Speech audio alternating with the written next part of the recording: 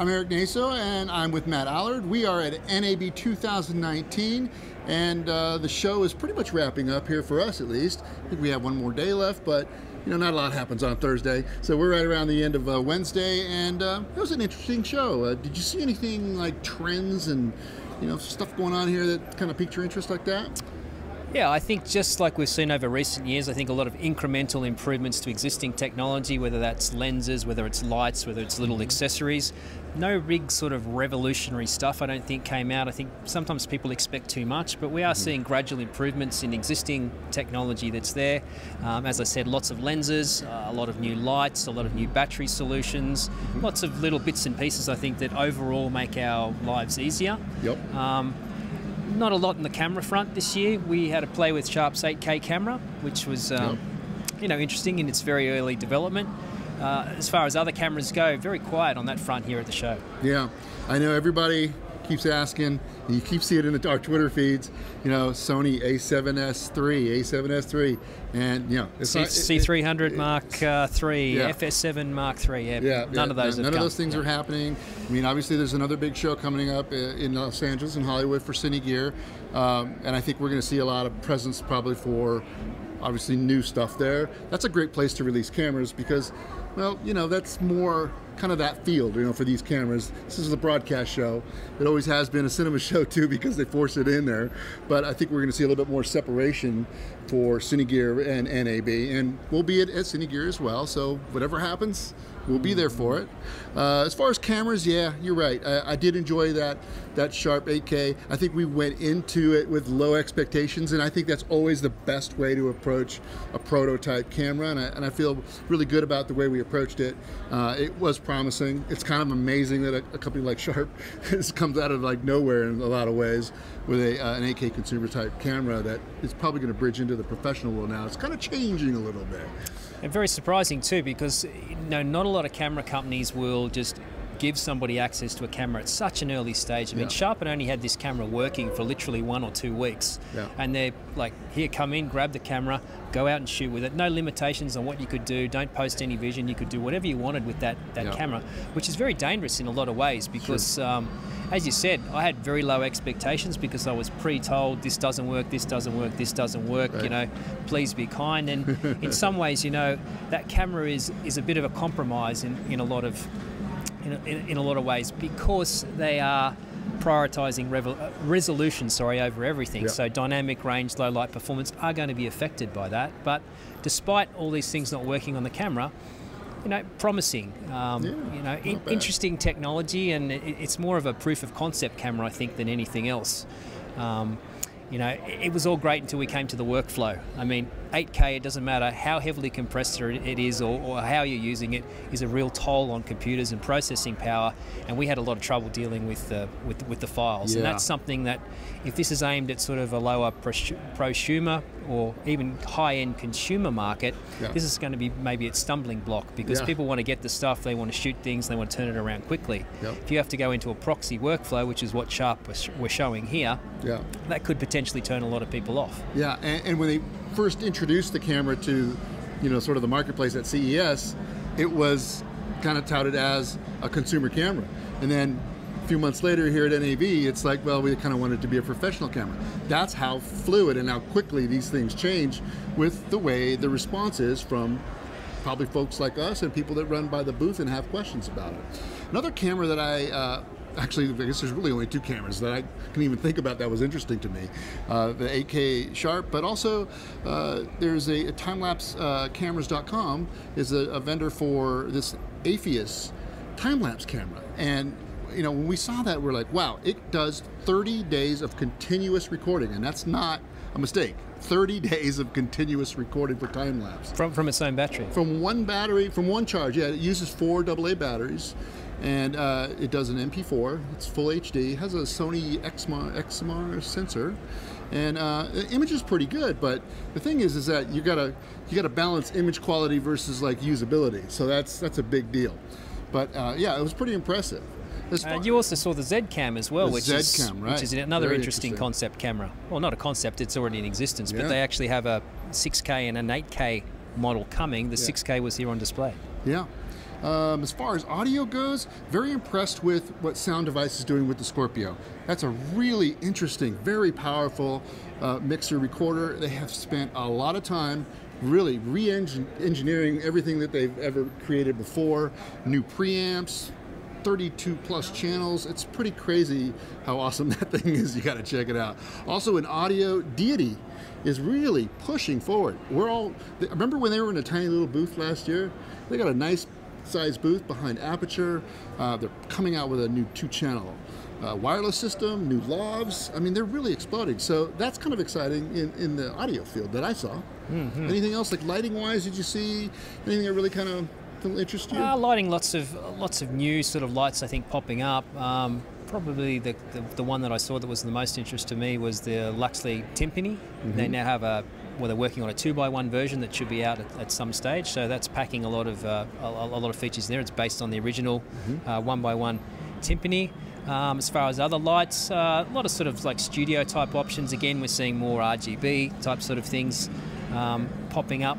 Maybe not as many lights as we've previously seen in other years. I think there's been a lot of lights that were shown last year that are now only finally starting to ship or become available. And some of that technology, I guess, is sort of moving slowly. And then last night, of course, we were at an Aperture Dinner, and they had a bunch of new products that they were releasing as well. Yeah, and they're using a color picker for their new color, their panel that's coming out probably soon. I'm not really sure. That's been a prototype for a while. They keep making incremental updates to the prototype, which actually is a good thing, because a lot of companies, they'll just rush something to market and then they'll wait another year or two to come out with a Mark II version of it that actually should have been the Mark I. So I appreciate that they're actually slowing their pace down, getting users' opinions or potential customers' opinions on how to make a product they actually are more interested in. So that's awesome. And they're also using a new app. And what I found interesting was that, young companies like Aperture, you've built up a support base at the ground level, and now they're making, some of their old fixtures that have been around for several years still compatible today by, using a dongle, I believe, to be able to attach it to the older lights and then get the same functionality and sort of updated firmware. That doesn't really happen with a lot of older lights. Normally companies produce a light, and then the next model comes along and we move on.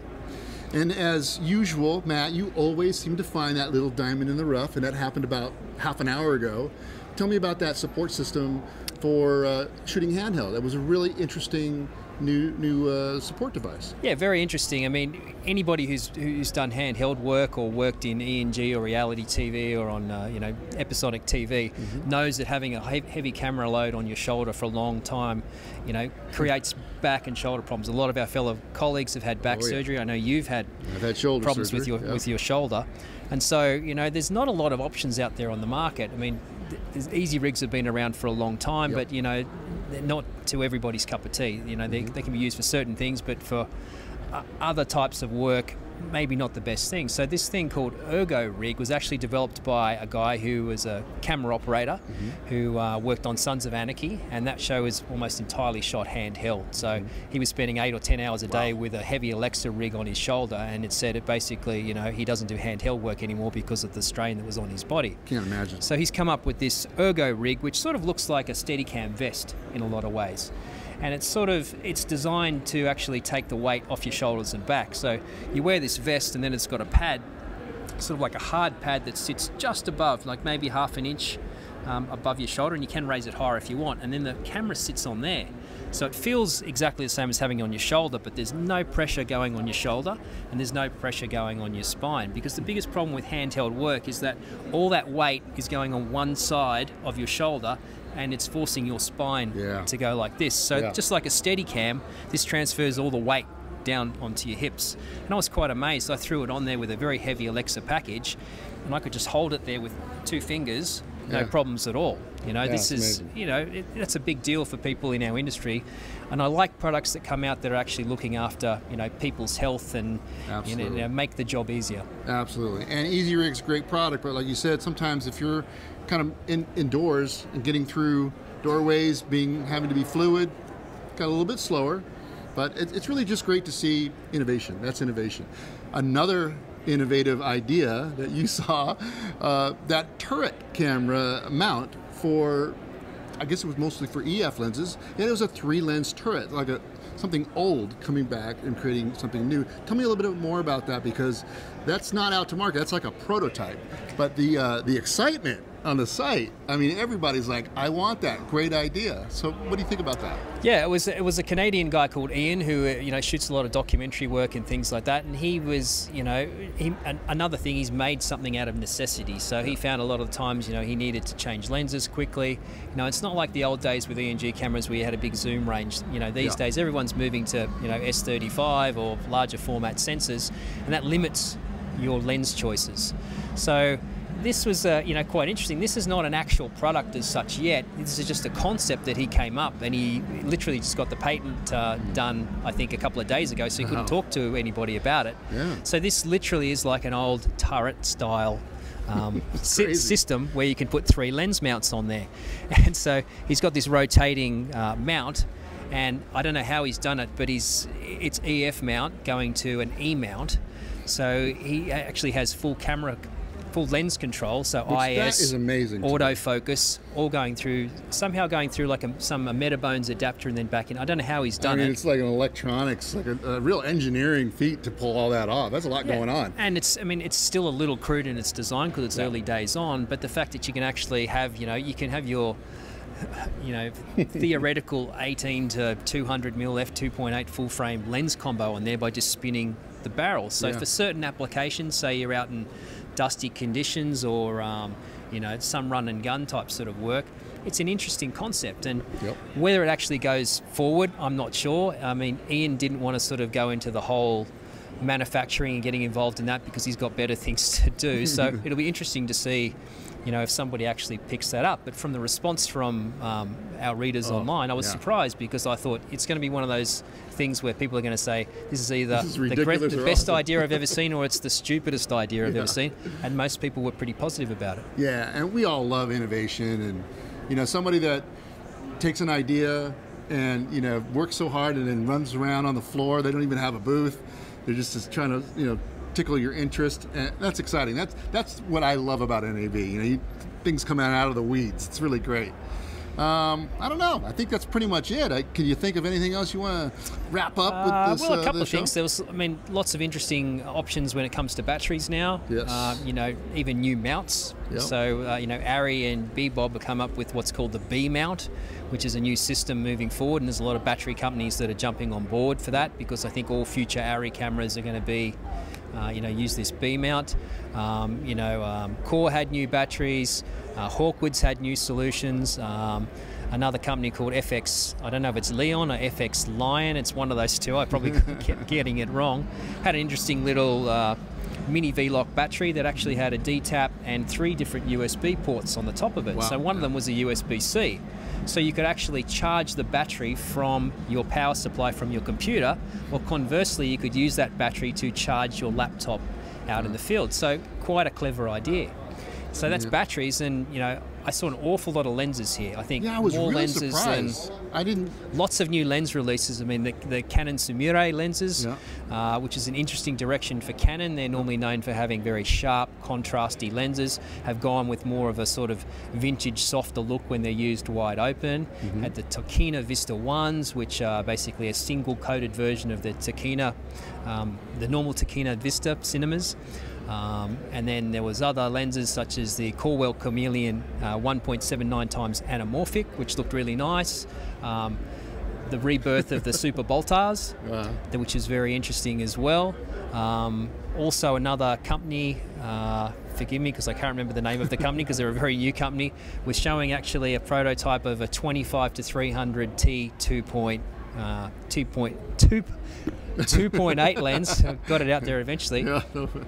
So interesting. So we're seeing a lot of movement on the lens front, I think. And it's interesting because a lot of them tend to be sort of more old style, softer looking lenses, which is sort of, we're coming back to that because of the higher, the higher resolutions and people wanting to not have that sort of ultra sharp look. Yeah. Yeah, exciting stuff. Well, I had a good time with the show. It was great seeing all our friends from all over the world. We all kind of gather here, and it's just a fun time to be here as well. So, well, that's pretty much it for newshooter.com. I'm Erik Naso with Matt Allard. We are at NAB 2019 in sunny Las Vegas, Nevada. Is it actually sunny? We've been inside all week. I have no idea. Well, somebody told me that. I asked them what it was like outside. Yeah, but if you want any more information, there's tons of stuff on the site, and over the next few days, there's going to be more things going up. So I think you get a pretty good idea of what was available here at NAB 2019. Yeah, absolutely. Thanks a lot.